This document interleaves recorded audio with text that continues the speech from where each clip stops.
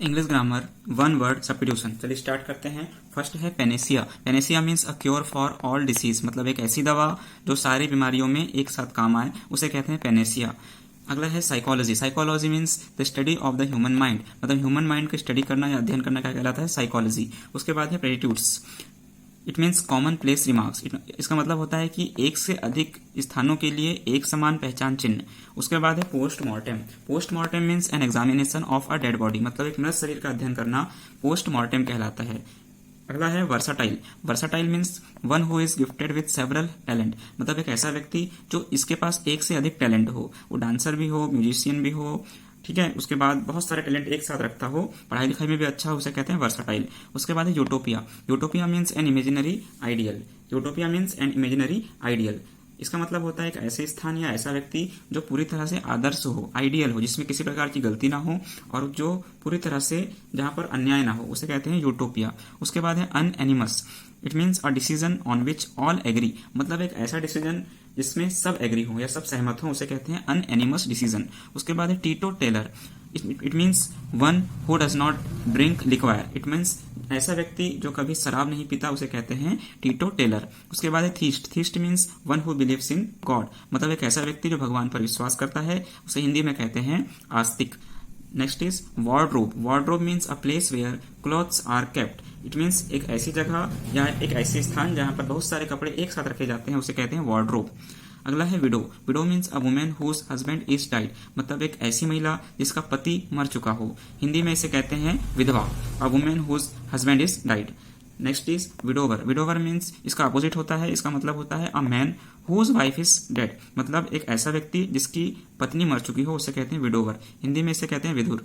उसके बाद है somnambulist. It means somnambulist means होता है one who walks in one sleep, मतलब अपने ही नींद में चलने वाली बीमारी। सोमनाबुलिस्ट मतलब होता है एक ऐसा व्यक्ति जो नींद में चलता है, उसे कहते हैं somnambulist, one who walks in one sleep. उसके बाद है सोमनालोक्विस्ट।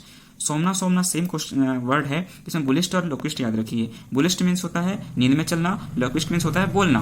तो one who speaks in sleep, मतलब नींद में बोलने की बीमारी होती है, उसे कहते हैं सोमना लोक्विस्ट, यानी एक ऐसा व्यक्ति जो नींद में बोलता हो, उसे कहते हैं सोमना लोक्विस्ट। उसके बाद है स्कल्पचर। स्कल्पचर मीन्स होता है one who carves in stone, मतलब पत्थर की खुदाई करके मूर्ति बनाने वाले व्यक्ति को कहते हैं स्कल्पचर, हिंदी में शिल्पकार कहा जाता है इसे। उसके बाद है secular. Secular means government which honours all religions, मतलब एक ऐसा देश या ऐसी सरकार जो सारे धर्मों को एक समान मान्यता प्रदान करती है, उसे कहते हैं सेक्युलर। जैसे India is a secular state, मतलब एक भारत कैसा देश है, धर्म निरपेक्ष देश है, यहाँ सभी धर्मों का एक साथ सम्मान होता है। उसके बाद है सोलिलोक्वी।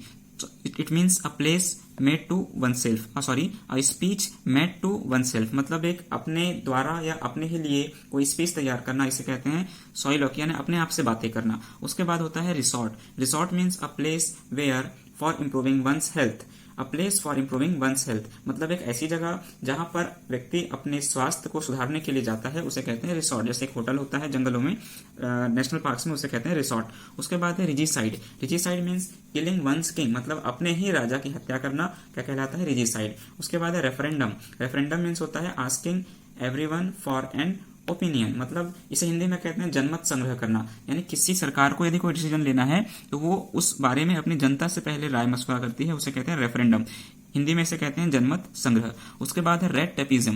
Red tapism means too much official formalities. इसका मतलब होता है बहुत ज्यादा मात्रा में सरकारी फॉर्मेलिटीज करना, जैसे इसको हिंदी में कहते हैं लाल फीताशाही। जैसे जब भी हम सरकारी ऑफिसों में जाते हैं तो हमारे काम बहुत धीरे धीरे होते हैं, बहुत जल्दी नहीं हो पाते, उसे कहते हैं red tapism.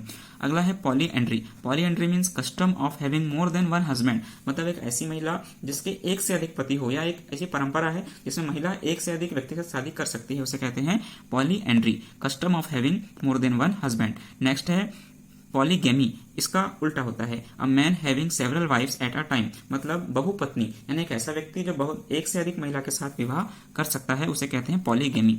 Next is palaeography. Palaeography means the study of ancient writing. It means ancient यानी प्राचीन लिखावट का अध्ययन करना। The study of ancient writing means होता है पेलियोग्राफी। ओके, ये लास्ट था, एक बार फिर से देख लीजिए सारे के सारे, और ओके, थैंक यू।